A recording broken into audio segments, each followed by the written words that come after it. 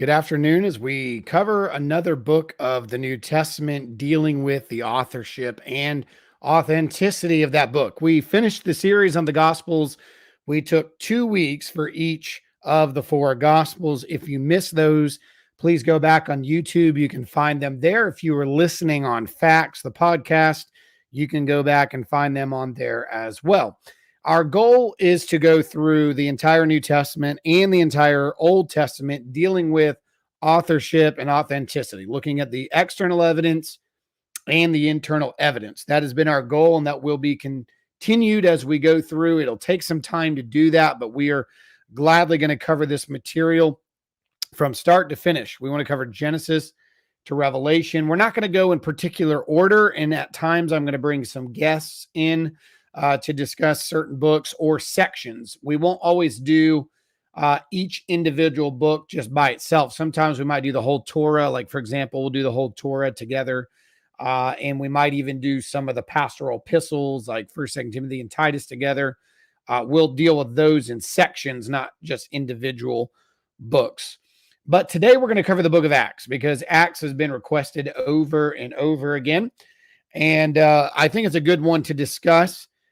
One of the things that you find commonality with when it comes to atheists or skeptics on the book of Acts is that most would agree the writer of Acts is the same writer of Luke. Now, some of that is due to the intro itself to Theophilus, but it's not just that. It's also the mere fact that the language is so close, and there's so many words that are used in Luke that are only found in Luke and Acts, nowhere else, and vice versa.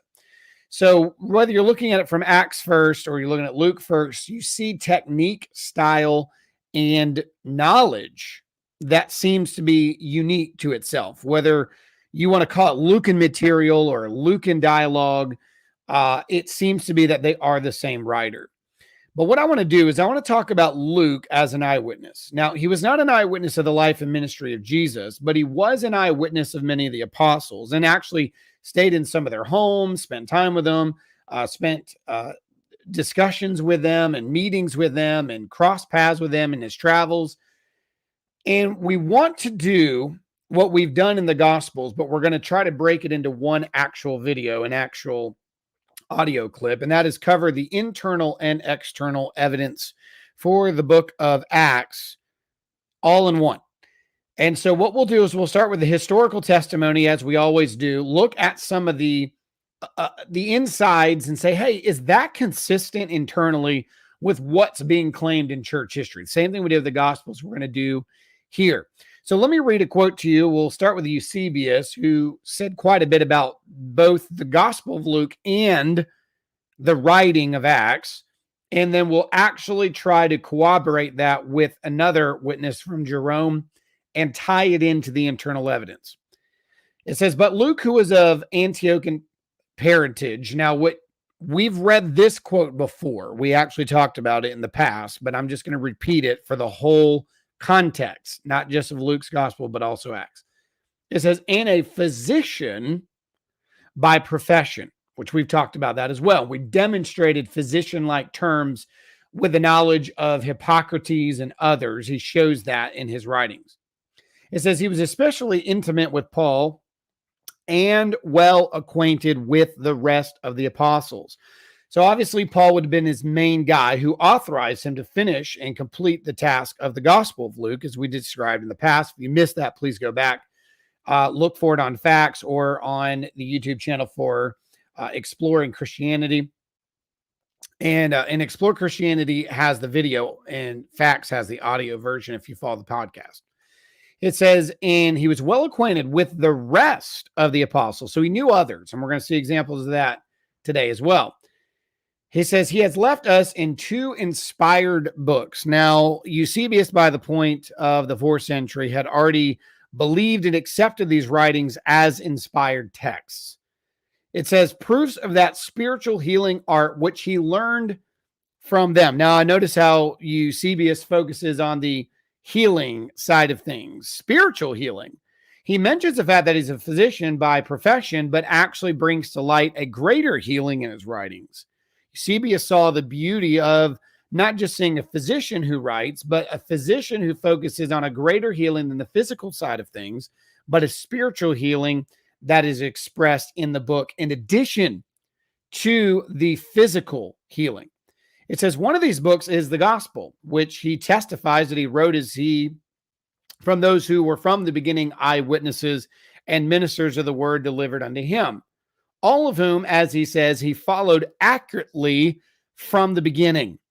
The other book is the Acts of the Apostles, which he composed not from the accounts of others, but from what he had seen himself. So what we're finding out is that Luke wrote his gospel, as we demonstrated, from the perspective of helping and learning from others, telling their story, telling the story of Mary, telling the earlier ministry of Jesus as a child from a baby to a 12-year-old.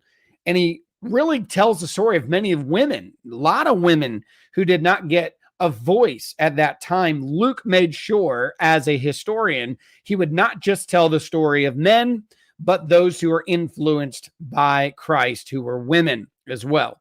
But in the book of Acts, he compiled not just so much from interviewing others, although he did, but much of what he saw himself. What Eusebius is telling us is that Luke was an eyewitness of the events that he's seen with the apostles. Jerome, on Illustrious Men, said this, but Luke, a physician of Antioch, again, consistency of his profession and consistency of his background, that he was Syrian or Antiochian, as his writings indicate, and we talked about that in the Gospel of Luke. Again, if you missed that, please go back, that Jerome recognized the Greco style of writing that Luke produced in his history was very influenced by the discussion and technique of a physician, and that you can actually go to his writings and see it. And we're going to see more examples of it later in this program, as we did in the gospel.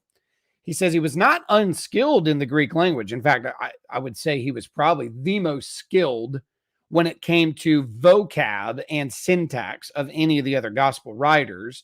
John's was strategically placed, which, again, if you missed that, go back and watch. I discussed why I believe scribes in Ephesus compiled his narrative for him. But Luke is definitely one of the better when it comes to the understanding of the Greek language and more of the classical ancient Greek, as well as physician terms. It says he was an adherent of the Apostle Paul and a companion of all of his journeying. He wrote a gospel concerning which the same Paul says, we send him with the brother whose praise in the gospels among all the churches and to the Colossians.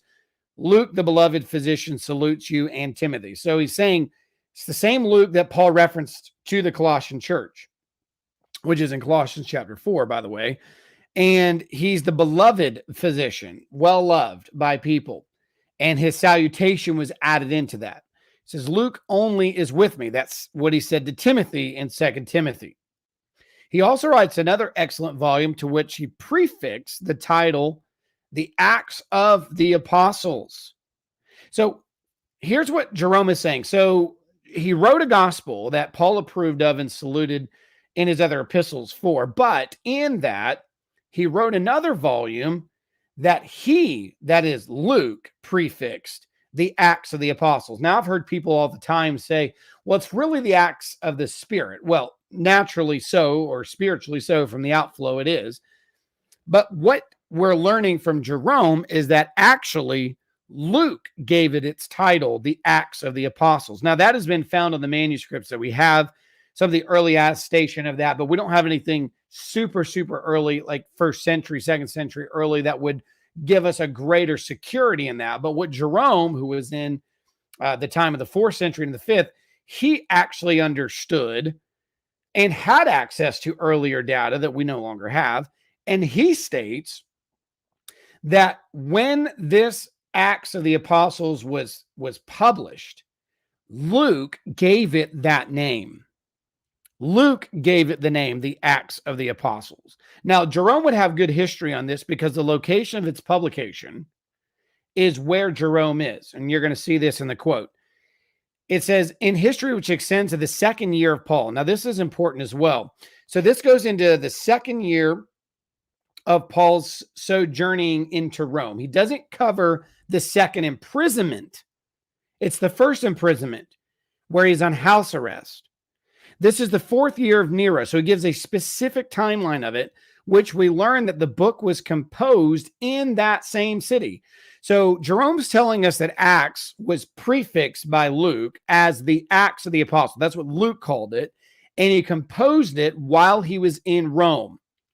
Now, he would have gained the information before he ever got to Rome, but he published and sent out the actual letter to Theophilus while he was with Paul in Rome. So he wrote the gospel as he heard it, but composed Acts of the Apostles as he himself had seen it. So he wrote Luke as he heard it from the eyewitnesses. He wrote Acts as he learned it in his own lifetime, at his own experience, consistent with what Eusebius said. Then it gives a place of his burial in Constantinople. In the 20th year of Constantine, his bones were together with the remains of Andrew the apostle was transferred. So Jerome tells us a little bit about his death, his bones, his burial. And he would have known that because he was a part of Rome and he had this access information from the churches of Rome because that's where Acts of the Apostles would have been published. So he has early tradition on this and he also has records of it. And so what Jerome is telling us is he called it, that Luke called it the Acts of the Apostles, and Luke published it right there from Rome, and he collected the data from his own perspective and his own experiences rather than on behalf of the experience of others, as he did in his gospel. Also, the Muratorian fragments, line 34 through 39, give us information about Acts as well, in addition to Luke's gospel. It says, moreover, the Acts of all the apostles were written in one book. Now, note, this is 2nd century, into the 2nd century, also calling it the Acts of the Apostles. It says, for the most excellent Theophilus, Luke compiled the individual events that took place in his presence. Again, so you have consistency of the Muratorian fragment, Jerome and Eusebius, as he plainly shows by omitting the martyrdom of Peter, as well as the departure of Paul from the city of Rome when he sojourned to Spain. So what is the Muratorian fragment telling us? Consistency of the timeline, that he wrote this around the time he was in Rome, but that it was during the first imprisonment of Paul, that he lacked the story of Peter and Paul's martyrdom because it had not taken place yet. Now, this is important to note because some would say, well, this was written way after 70 AD. This is written, some would say, even in the 2nd century. Now, the point of that is that they don't want this to be authentic to Luke, obviously, and they believe there's no reason to date it any earlier. But the fact of the matter is this, the ending of Luke's writing is awfully abrupt and honestly incomplete. It almost feels like there should be a season 2 or an Acts 2, like first acts and second acts. Like, where's the other half of the story? You've only begun a journey, you've not completed.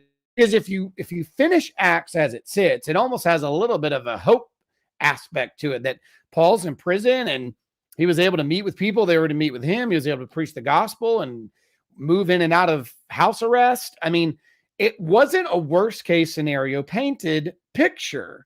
It's like, man, it seems like we should get an end to the story here. We don't. Why would a writer in the early church teach us really not the most exciting points of Paul's ministry? I'm not saying what happened to him wasn't important. I'm saying that if you're going to forge a writing to give us a narrative, you're going to produce something of higher degree and drama. You want to give us the big information. See, First Clement at the end of the 1st century makes reference to the heroism and the faith of both Peter and Paul to the point of death. He's the first one that we actually see bring out the elements that Peter and Paul were martyred in Rome. But if this person is claiming to be with Paul, the details a church would want in the forgery is not just some shipwrecked events, although they're intriguing. They want the big details. If this was post 70 AD, that would be post their martyrdoms. Why in the world would the writer neglect to give to us 2 of the most important characters' assassinations and martyrdoms and heroism to sell the letter better? If it's post 70, you want to give us the good stuff. Peter and Paul were both executed by 70 AD. If this is post 70 AD, Sell it. Like if you're the writer of this forgery, sell it. Sell the letter, sell the information, sell the events. The best way to do that is to tell us how and why Paul and Peter were killed. They had no problem doing that for James. James was one of the greats. I mean, he's one of the inner three. One of the special eyewitnesses, as I call them, not because they're better than the other people, but they were inside information that the others of the 12 did not receive. We talked about that with the Gospel of John last week and the week before. And then we also talked about that with Mark's Gospel recording Peter very early on. So here's where I'm getting at. This is vital information. This is so good for us to consider that if this is a forgery, where's the good stories? Where's the heroism? Yeah, surviving a shipwreck is a big deal. It's not a small thing. Where's the heroism? Where's the victory of Paul and Peter and their story of celebration? That's the stuff the church would want. Not some details about running into some women by the side of the river. Not some details about some people that got bit or had certain kind of disease when they were on an island. I mean, that's not what the church would want in a forgery. They want secret information. They want exposed details. They want great information. And if this is post 70, why would a writer stop at Paul's first imprisonment, which was less exciting than his second? To me, that makes absolutely no sense. I'm not saying that's evidence to just finalize it, but that is something that needs to be in the mix. All right. Also, some that would try to place this in the 2nd century, I find issue with, but it was also a very early circulated book. By the end of the 1st century into the 2nd century, it was already being circulated and quoted. In my dissertation, I demonstrated evidence of this, not so much about Acts, but the whole New Testament and the Septuagint, but particularly in the early usage of Acts. My study of Clement of Rome through Codex H, which is in Jerusalem, I discovered that in it there is at least 2 quotations from Clement of Rome, who would have had access to it, again, being published in Rome. He's a bishop in Rome. He was trained by Peter. He was trained by Paul, and he's the first one to mention the martyrdom of Peter and Paul. Yet he's quoting Acts. He quotes him twice. In chapter 2, verse 1 of 1 Clement, to the letter to the Corinthians, he states, it's more glad to give than to receive, which is the wording of Acts chapter 20, verse 35. So he uses a partial citation there.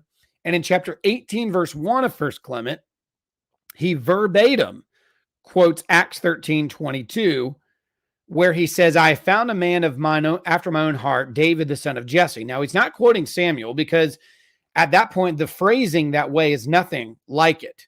It indicates that it tells the story of finding a man after his own heart, David, the son of Jesse. But the actual phrasing is word for word as you see it in Acts 13:22. So the writer, referring to David's life, decided to use Acts as the basis. And the whole phrase starts with the phrasing, unto whom God said. Now, nowhere in Samuel's writings do we indicate God and then quoting this line. It's not there. And Clement is saying God said it this way by quoting Acts, giving credit to Acts for the wording of God. So Clement, by default, is stating that this phrasing is from what God said, believing Acts accurately recorded, because Samuel does not use it in those words. He uses it in a roundabout way, but not exactly those words. But he claims God said it in the manner which he quotes it from Acts 13. He had no problem attaching Acts in its wording to the exact phrasing of God's own words, basically calling Acts the word of God. Ignatius, in 100 to 110 before his martyrdom in Rome, wrote seven original letters, including one letter to Polycarp. And in that, to the Smyrnans, he wrote the phrasing in chapter 9, verse 1 of his epistle. He quotes Acts 20:21, where it talks about repentance towards God, using Acts 20. He also wrote a letter to the Philadelphians, where he quotes Acts 6:3 in chapter 11, verse 1, talks about a man of good report, using the same terminology that Luke used in Acts. And then in Polycarp's epistle to the Philippians, which was one of my favorite epistles, which has been reconstructed. When you take the Greek and the Latin together, it looks like it's been able to be reconstructed. In the very first wording, at the very intro of chapter 1, verse 2 of this epistle, he quotes Acts 2:24 that says, whom God raised from the dead, having loosed the bands of the grave.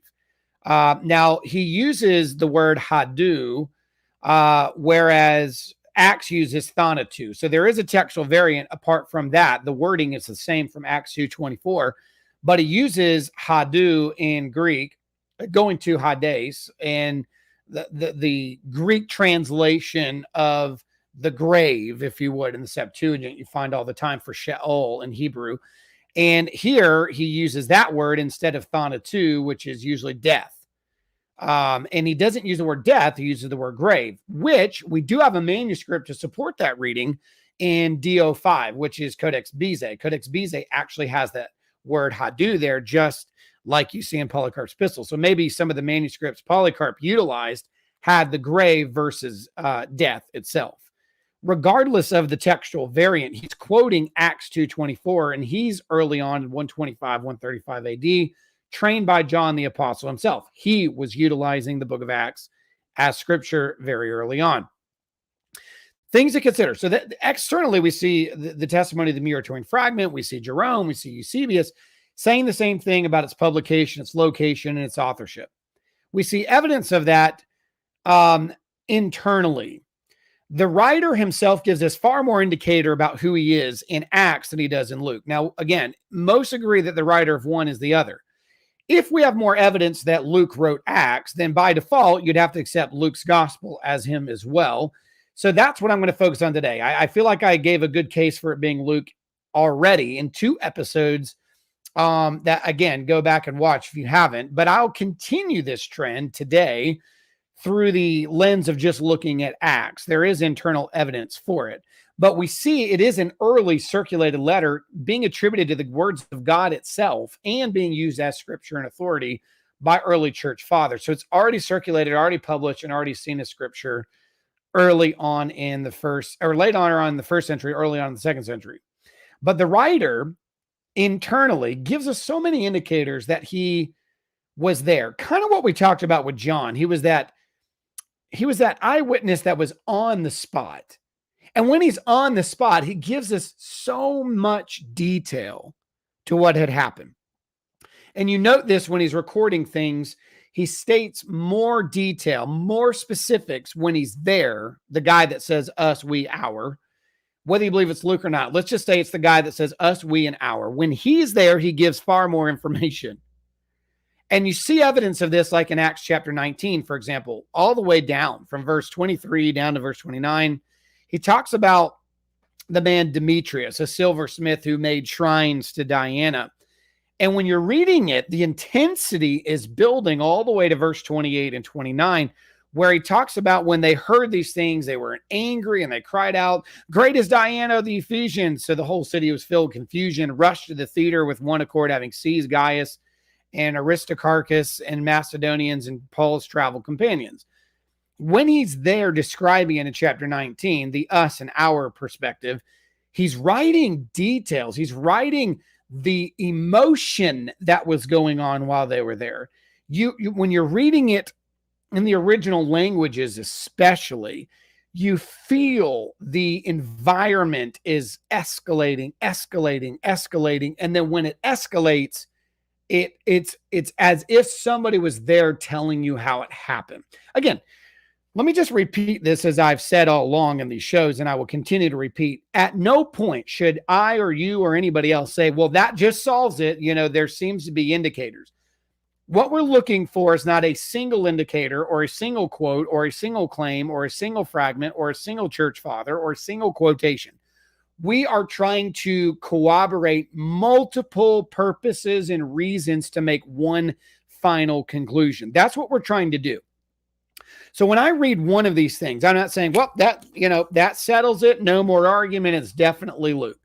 No, I'm asking us to consider the fullness of reasoning, the fullness of the evidence to point to the historicity that is given to it by claim and the internal evidence that will align with it. and corroborate with it, and then we make a final assessment. These are just one piece to the whole puzzle. So when you hear me read these quotes, I'm not saying that settles it. I'm saying this is another piece to the puzzle.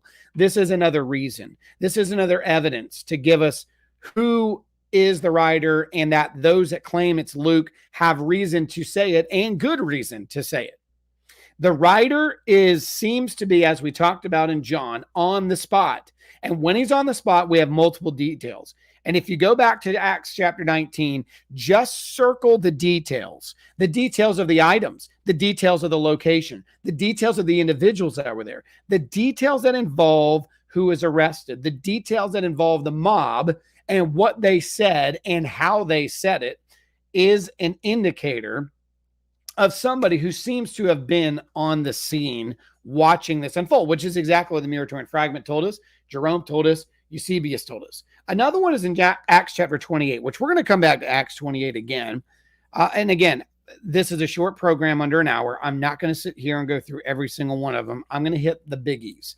I'm going to hit ones that I think are the most important to pay attention to and build toward the argument that we already have. There are others. And if you'd like more information on the side, feel free to reach out to us. We'll send other documentation. But I do want you just to focus on the main highlighted ones we have today. Acts chapter 28 has description. So they're wrecked, they're shipwrecked. The we, us, and our is in the scene. And he talks about the items that were given to them when all of these healings were taking place. And then he talks about the ship. Two of the gods were on the ship. Like when you see a dish, he doesn't just say, we got on the ship. He tells you about the ship. He tells you the gods that were on the ship. He tells you the port and the location and the distribution and the destination. There's so much detail when he's there.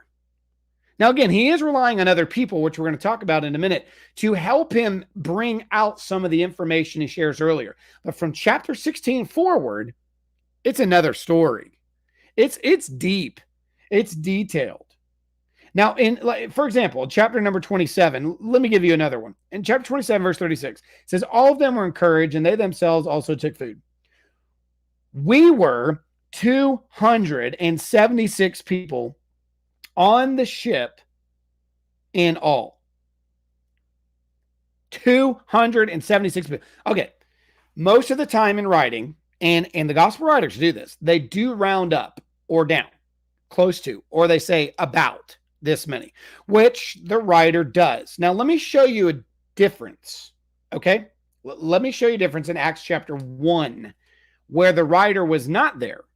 Okay. These things cannot be neglected. They have to be considered when you're talking about authorship and writer.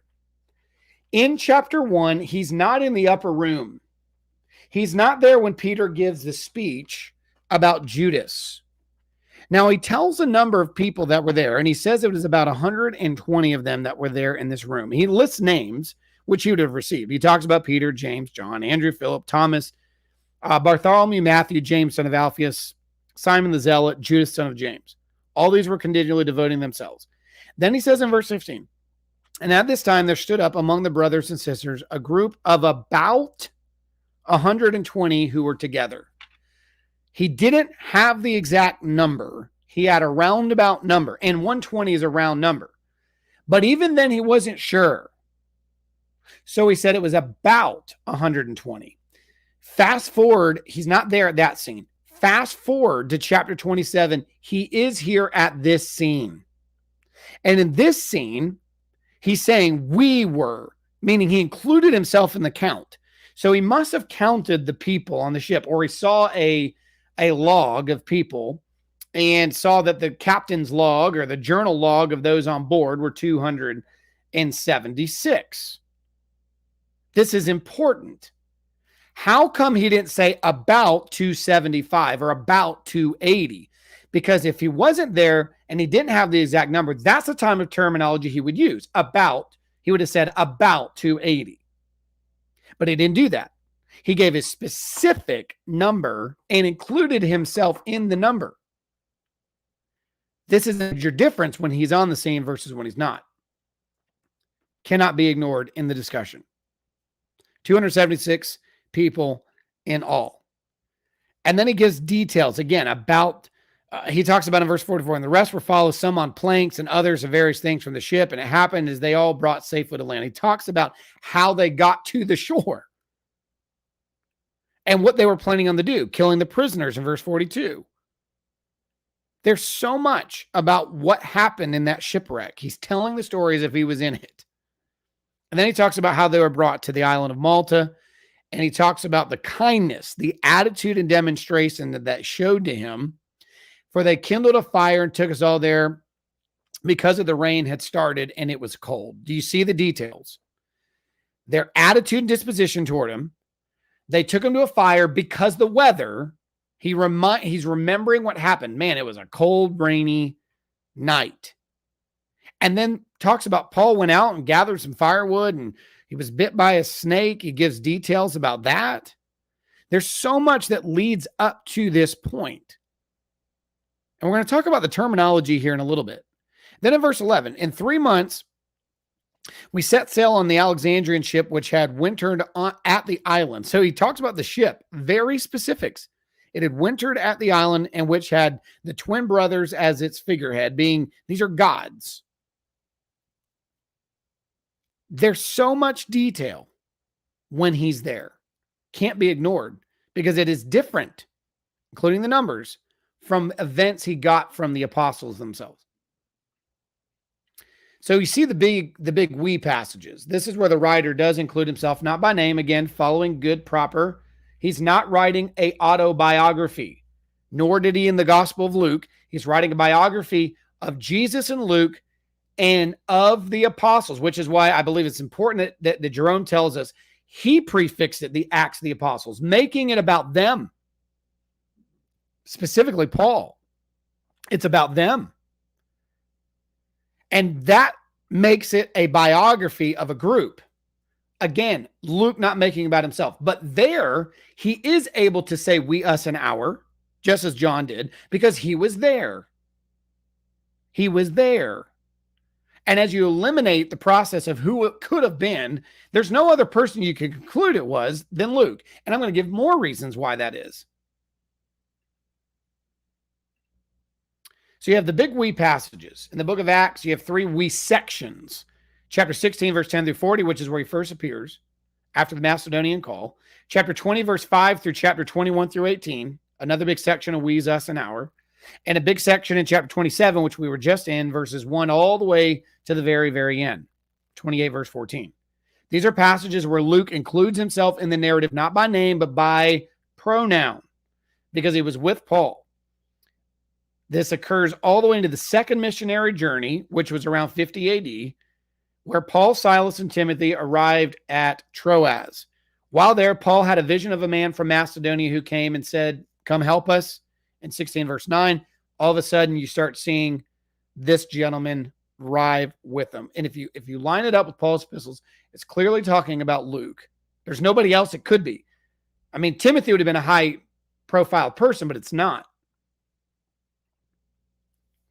So, where did the writer get his information? All right, so we talk about Paul. All right, you could say, all right, well, he got it from Paul because he talks about Paul quite a bit. Yeah, that makes sense. We just talked about the we passages. We already showed that the writer was with Paul. So he clearly can tell you what happened to Paul all the way into the imprisonment and the details of his trials. Paul affirmed Luke, not just Luke affirming Paul. Paul gave a shout out to Luke, as we talked about.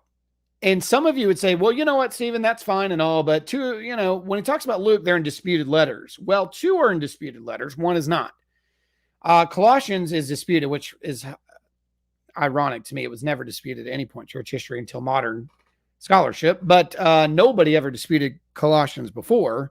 And Colossians and Philemon were written in the same area, and Philemon's not disputed. But let's just say for the sake of opinion, all right, Colossians isn't Paul and 2 Timothy isn't Paul. But Philemon is not. It's not a disputed book.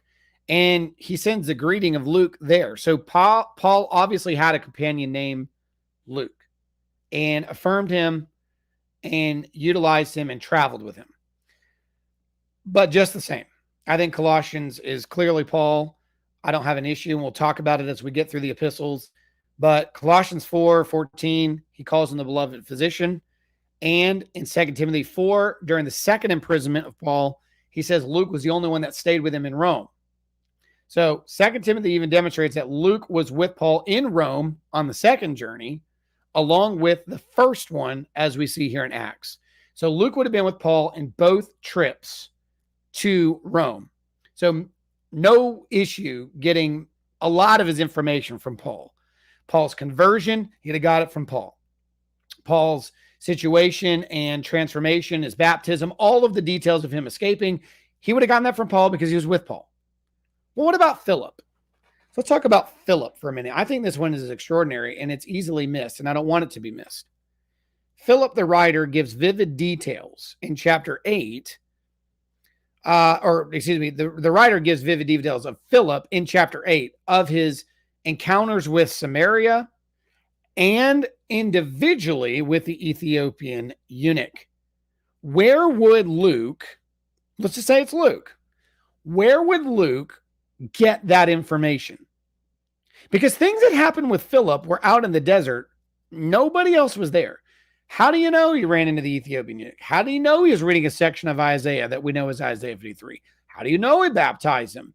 Where in the world did he get that information? Paul wasn't there. He couldn't have gotten it from Paul. Well, I would argue from within the writing itself, the writer's telling you. And again, there is evidence of the writer giving you on the spot citation evidence that there are people that are there involved in the scenery where the writer's telling you he was a part of it as well. That's so important. This is what someone calls circumstantial evidence. He gives you circumstantial evidence in the text. You say, well, where did he run into Philip? Glad you asked. Chapter 21, verse 8, the writer tells the reader that he, with Paul, they, us, our, we, it's in that section, lodged in Philip's house in Caesarea.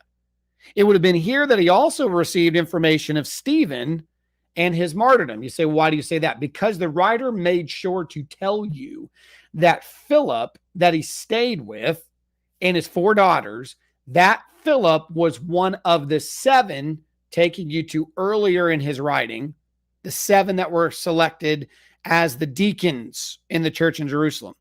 So he already established a Philip, the Ethiopian eunuch, who was one of the 7 that were chosen as deacons, who was amongst Stephen. So 2 stories are told.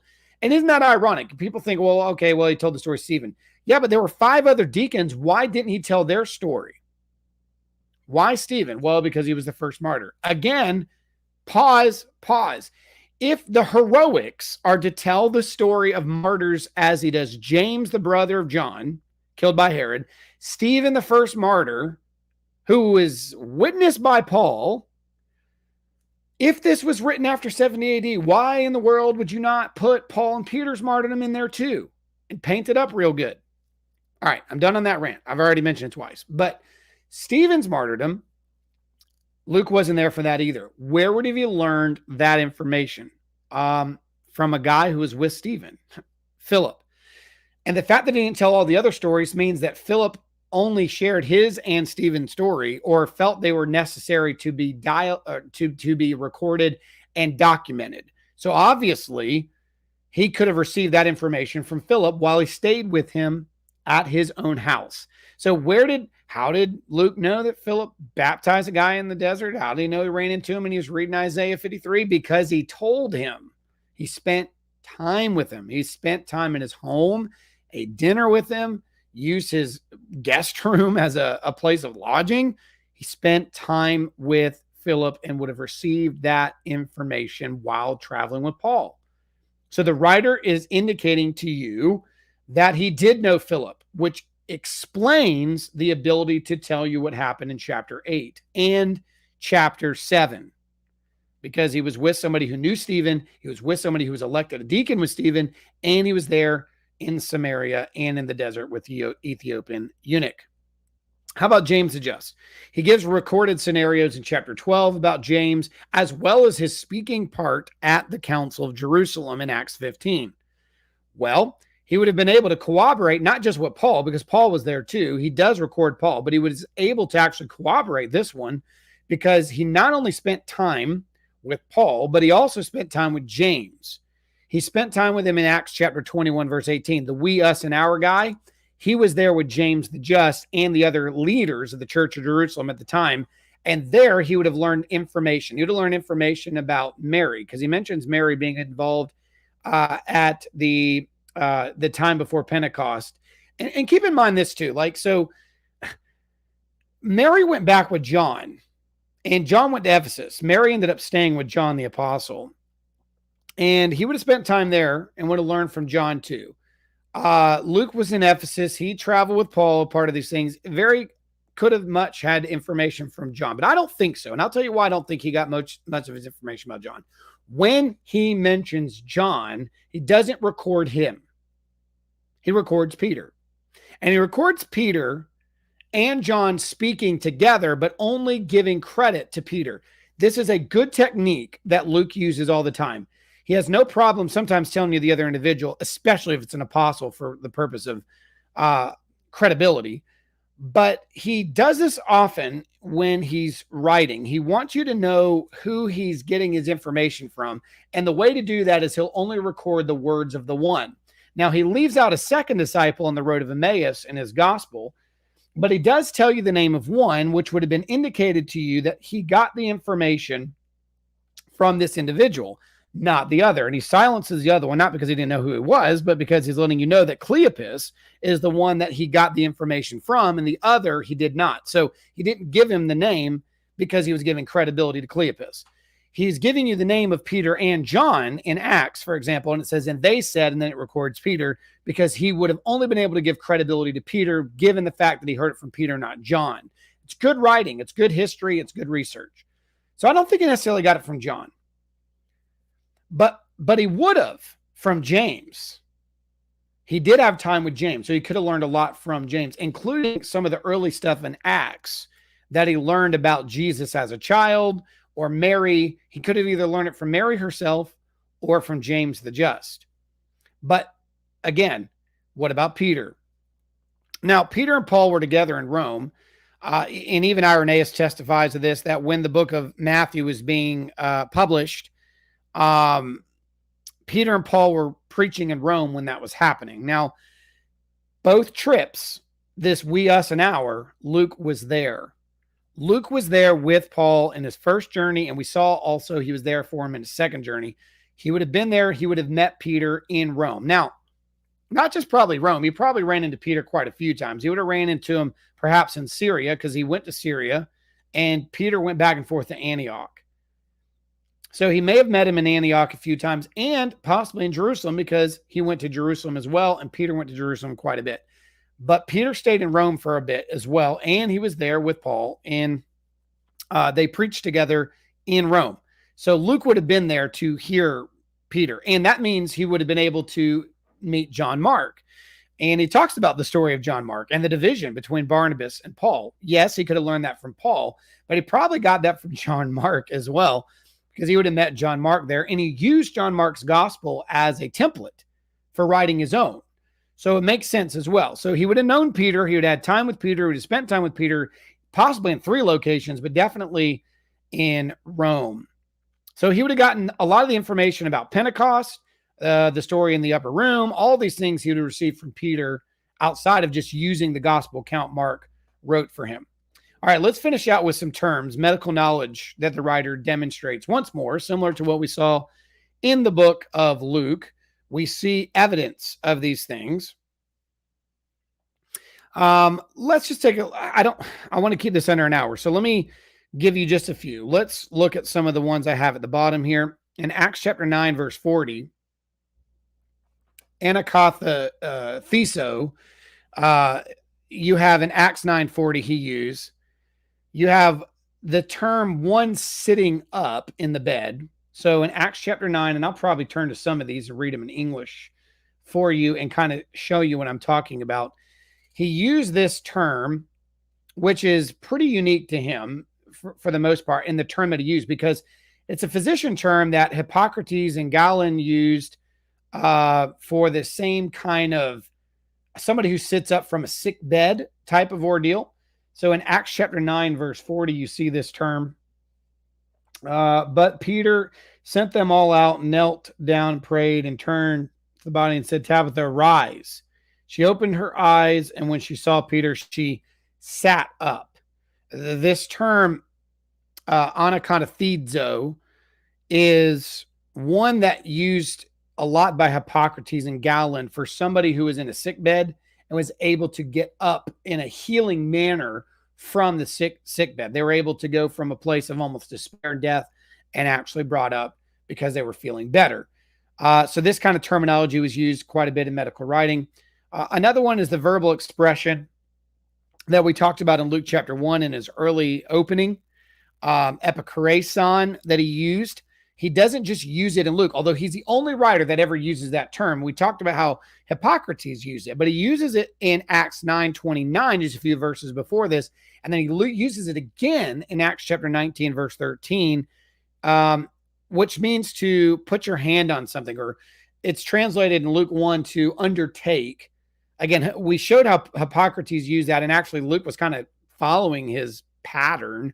But this is used to refer to a physician's practice of laying hands as well on a patient that Hippocrates used all the time. Luke is the only writer who uses this term. He learned it in medical training. Matthew doesn't use it, Mark doesn't use it, John doesn't use it, and Paul doesn't use it. Something unique to Luke. Acts chapter 21, verse 4. Aneurisco in the terminology is referring to the discovery of some truth after a careful research. So this is a medical research term in Acts 21, verse 4. Hippocrates employed it, referring to the practice of medical research, discovering the dynamic of certain diseases and how to diagnose them properly. So what is the nature of this disease? Well, you have to discover it. And he would use this term. And this is a term that Luke uses that is pretty unique in a way to himself. That is one that uses it. He would have learned that through medical research and discovery when dealing with discovering a problem like in Acts 21. And I'll read the verse for you in verse number 4, chapter 21. After looking of disciples, we stayed there for 7 days, and they kept telling Paul through the Spirit. So the term looking up or investigating or searching or discovering something about them, this is the terminology that was used mostly in medical practice. Another one is in chapter 7, verse 19. Luke uses it also in his gospel in chapter 17, verse 33. Galen used it regularly to refer to medicinal prescriptions which brought life-producing effects. And it seems like he was, again, educated in the terminology of the ancient medical, going back to the Greeks, dealing with Hippocrates and Galen. But he uses the term in Acts chapter 7, verse 19. Zoagogoneo is the term that he uses. And it's pretty unique to him, both in his gospel and here. Now, Luke is the only New Testament. Again, when I say unique, I'm not saying he's the only one that used it. I'm saying he's the one that utilized it the most and used it in the medical scene. Luke is the only New Testament writer to use terms periodically throughout Acts and Luke. And usually if he's using them in one, he uses them in the other. Again, this is reason to believe the writer of one is the same writer as the other because of these things. Iasis is a word that he uses in Acts 4:22 and also Acts 4:30 later in the chapter. And he employed it with the significance by using the verb in verse 30. Iasis, going back to when he says the beginning to an end or a perfecting, something that's brought to completion, something that has been brought perfect. It's a use for curing that was found often in Hippocrates and Galen as well. And so he uses a term. He's the only one that uses it. The idea of curing is not unique to Luke at all. But the terms that he chooses to use, especially in verse 30 of chapter 4, when he's implementing it in the verb form, It is literally the bringing to the end or the perfecting of something that was used in the verb form of healing by Hippocrates and Galen. Also in chapter 9, verse 7, the idea of being perplexed.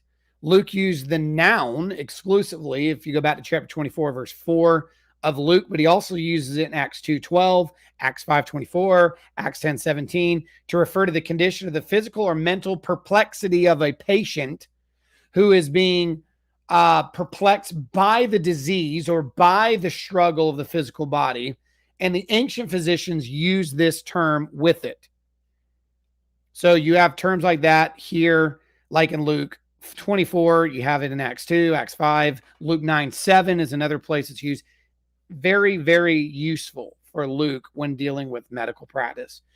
The big ones that I want to focus on are in chapter 28 as well, for say, and there's others. Again, and for the sake of time, we're coming right up on the hour mark.